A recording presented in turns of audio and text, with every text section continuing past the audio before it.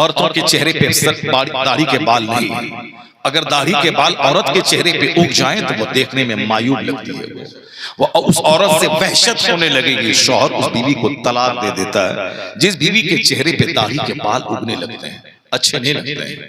اگر بیوی کے مونچھ کے بال اگر اگنے لگیں، دکھائی دینے لگے، شوہر کو وحشت ہوتی ہے۔ اللہ نے عورتوں کو نہ مونچھ کے بال دیے ہیں نہ داڑھی کے بال دیے ہیں، چونکہ ان کا حسن، ان کا جمال، ان کی خوبصورتی اسی میں ہے کہ ان کو مونچھ نہ ہو رہے، ان کو داڑھی نہ رہے، ان کا چہرہ پرکشش، اٹریکٹیو اور حسین شوہر کو لگے۔ اور مرد کو اللہ نے داڑھی دی ہے تاکہ یہ داڑھی میں پرکشش لگے، یہ داڑھی میں طاقتور رہے، یہ داڑھی قوت مردانگی کو بڑھاتی ہے، یہ داڑھی ایک مرد کے حسن و جمال میں اضافہ کرتی ہے۔ کل تک ہم چلاتے تھے کہ داڑھی رکھو، مگر ہمارے لوگ نہیں رکھتے تھے، لیکن آج دیکھ لیں کیا دھونی نے داڑھی رکھ لی، اب سارے چھوکرے داڑھی رکھ رہے ہیں، کیا فلم میں کسی ایکٹر نے داڑھی رکھ لیا، سارے چھوکرے رکھ رہے ہیں، بھلے ہی وہ داڑھی تراش خراش کے ہو، مگر داڑھی کے نام پہ ہے۔ ہندوستان کا پردھان منتری، ان کے چہرے پہ داڑھی، ہندوستان کا پریسیڈنٹ صاحب، ہندوستان کا پریسیڈنٹ پہلے تھا، ان کے چہرے پہ داڑھی، رکشا منتری کے چہرے پہ داڑھی، ڈاکٹر منموہن سنگھ 10 سال تک ہندوستان کے پردھان منتری رہے، اس کے چہرے پہ داڑھی۔ تو داڑھی یہ مرد کی زینت ہے، تو ہم بولتے تھے تو میرا بچہ مانتا رہی تھا، لیکن آج اسکرین پہ داڑھی والا چہرہ فلم ایکٹر کرکٹر کا آ گیا، کیا 18 سال کا جوان، کیا 25 سال کا جوان، کیا ہندو کیا مسلمان، سب داڑھی رکھنے لگے۔ یہ اسلام کے قانون پہ عمل کر کے داڑھی نہیں رکھ رہے ہیں، بلکہ ایک فیشن ہو گیا ہے۔ اب مگر فیشن ہی صحیح، کم سے کم یہ داڑھی رکھ تو رہے ہیں۔ پہلے جو لوگ داڑھی کا مذاق اڑاتے تھے کہ ملا جی رکھتے ہیں، لیکن آج یہی داڑھی یہ جوان چھوکرے رکھ رہے ہیں۔ اس بات کی دلیل ہے کہ داڑھی عیب نہیں، بلکہ داڑھی چہرے کے حسن کو بڑھا دیتی ہے، داڑھی قوت مردانگی میں اضافہ کر دیتی ہے۔ داڑھی یہ مرد کی زینت ہے، عورتوں کی نہیں، لیکن عورت کے چہرے پہ داڑھی جس طرح سے معیوب لگتی ہے، اسی طرح مرد داڑھی کے بغیر رہے تو یہ معیوب لگتا ہے۔ جس طرح عورت کے چہرے پہ داڑھی کے بال نکل جائیں اس کی نسوانیت ختم ہو جاتی ہے۔ عورتوں کی جو کوالٹی ہے، نسوانیت، حیا، شرم، نرم، سافٹنیس، یہ ساری چیزیں ختم ہو جاتی ہیں۔ جو مرد کو لبھانے والی، مرد اس کے قریب جاتا ہے، ان سے ملتا ہے، بچے پیدا ہوتے ہیں، ہم ہیں یا آپ ہیں، کوئی باپ کے پیٹ سے نہیں پیدا ہوئے، ہم لوگ سارے لوگ ماں کے شکم سے پیدا ہوئے، اس سب کو معلوم ہے۔ سارے نبی، سارے رسول، سارے صحابہ، ساری کتب، سارے ابدال، سارے اغواس، سارے سالک سب ماں کے پیٹ سے پیدا ہوئے۔ یہ ظاہر سی بات ہے، جب عورتوں کے چہرے پہ داڑھی نکلنے کے بال نکلتے ہیں، وہ بچہ پیدا کرنے کے قابل نہیں رہتی، یہ عورتوں کی نسوانیت کا جنازہ نکل جاتا ہے۔ اسی طرح اگر مرد داڑھی نہیں رکھیں، آیا ہے کتاب میں کہ اگر 6 نسل تک داڑھی مونڈی جاتی رہی، جیسے باپ منڈوایا، بیٹا منڈوایا، پوتا منڈوایا، پوتے کا بیٹا منڈوایا، اس بیٹے کا بیٹا منڈوایا، 5 نسل، اب اس کا پوتا منڈوایا، یعنی 6 نسل تک اگر داڑھی مونڈی جاتی رہی تو 7ویں نسل جو پیدا ہوگی وہ ہجڑوں اور نامردوں کی پیدا ہوگی۔ یہ حکیموں کا کہنا ہے، یہ طبیبوں کا کہنا ہے، یہ ڈاکٹروں کا کہنا ہے، یہ ماہرین نفسیات کا کہنا ہے کہ چونکہ اس کا گہرا تعلق قوت مردانگی سے ہے، اور یہ بار بار مونڈا جائے تو آنے والی نسل نامرد پیدا ہو جائے۔ اس لیے داڑھی سنت ہے اور داڑھی مرد کی زینت ہے، لیکن ذرا حالات دیکھ لیں کہ صاحب عورتوں کے لمبے بال یہ ان کے لیے حسن کا ذریعہ، مرد کے لمبے بال کمر تک رکھیں یہ ان کے لیے عیب ہے، لیکن اب مرد عورتوں کی طرح لمبے بال رکھ رہے ہیں اور عورتیں بال کٹوا کے یہ مرد بننا چاہ رہی ہیں۔ عورتیں ان عورتوں پہ لعنت کی گئی ہے جو مرد سے مشابہت رکھیں، جوتا میں، کپڑے میں، کلر میں، بال کے رکھنے میں، کسی میں مرد کی نقل نہ ہو۔ اگر مرد کی نقل عورتیں کریں گی تو اس پہ لعنت ہے اللہ کے فرشتوں کی، اور اس مرد پہ بھی لعنت ہے جو مرد عورتوں کی نقل کرے۔ عورتوں کی نقل کا مطلب داڑھی مونڈ لیں یہ عورتوں کی نقل ہے، مونچھ مونڈ لیں یہ عورتوں کی نقل ہے۔ آج کل بہت سارے لوگ مونچھ مونڈتے ہیں، حالانکہ حدیث میں مونڈنے کا لفظ میرے خیال سے کہیں نہیں آیا ہے۔ یہ آیا ہے قصو الشواری، مونچھ کو کٹاؤ، وعفو اللحیٰ، داڑھی کو بڑھاؤ، داڑھی بڑھاؤ، مونچھ کٹاؤ۔ کٹانے کا مطلب یہ نہیں کہ اس کو مونڈ لو۔ جو داڑھی مونچھ کٹاتا ہے، جیسے میری مونچھ ہے، آپ دیکھ لیں اس کو، اگر اسی مونچھ کو میں مونڈ لوں تو ایسا لگتا ہے جیسے اس نے چہرے کو بگاڑ دیا ہو۔ مونچھ کو مونڈنے سے چہرہ بالکل بدرنگ اور بدنما ہو جاتا ہے۔ چاہے ہمارے گروپ کا کوئی آدمی مونڈے، چاہے تبلیغی وہابی دیوبندی نجدی مونچھ کو مونڈے، دیکھنے میں برا لگتا ہے۔ چاہے ہمارے اس میں سے کسی تحریک کا آدمی مونڈ لے، دیکھنے میں کتنا برا لگتا ہے۔ حدیث میں آیا ہے مونچھ کٹاؤ، داڑھی بڑھاؤ۔ مونچھ کٹاؤ، آگے سے کٹاؤ، کافروں سے مشابہت نہ ہو، یہود و نصارہ سے مشابہت نہ ہو، ہندوستان میں سکھوں سے مشابہت نہ ہو۔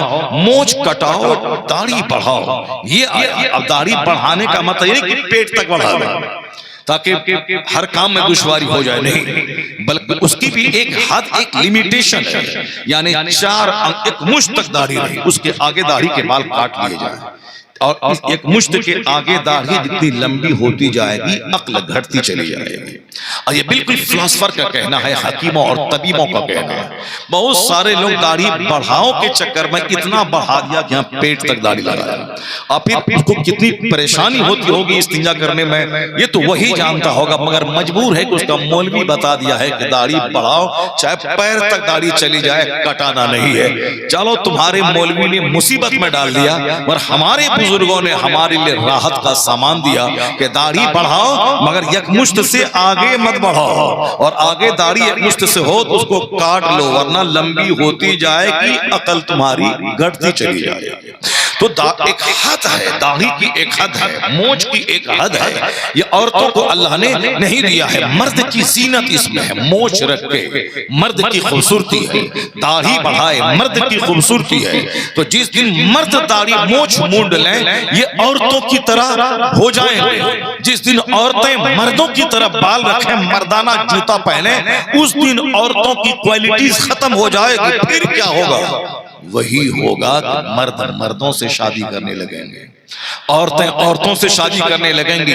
آپ کو شاید نہیں معلوم ہے، امریکہ یورپ کے بعض ممالک میں اس ہم جنس پرستی والی ہومو سیکسولیٹی کو جائز قرار دے دیا، وہاں قانونی طور پر یہ اپرادھ نہیں ہے۔ ہندوستان میں یہ اپرادھ تھا، غیر مسلم کے نزدیک بھی یہ ظلم تھا کہ مرد مرد سے شادی کرے، عورت عورت سے شادی کرے۔ پر پتہ نہیں ایک کون پاگل جج آ گیا کرسی پہ بیٹھا، اس پاگل جج نے کہا کہ نہیں صاحب، انسان کو جینے کی آزادی ہے، وہ جس میں انجوائے کرنا چاہے کرے۔ اس جج کا گریبان تھام کے کوئی بولے بدبخت، اگر تیرا باپ اپنے فرینڈ سے شادی کر لیا ہوتا یہ بتا دے تو کیسے پیدا ہوتا، اگر تیری ماں وہ اپنی سہیلی سے شادی کر لی ہوتی تو کیسے پیدا ہوتا۔ یعنی لوگ کہتے ہیں کہ صاحب وہ جج ہے، وہ پروفیسر ہے، وہ انجینئر ہے، وہ ڈاکٹر ہے، وہ صاحب بیرسٹر ہے، تو میں کہتا ہوں جج ہونا اور ہے، آدمی ہونا اور ہے، ڈاکٹر ہونا اور ہے، آدمی ہونا اور ہے، ماسٹر ہونا اور ہے، آدمی ہونا اور ہے، صاحب مالدار ہونا اور ہے، آدمی ہونا اور ہے۔ جو صرف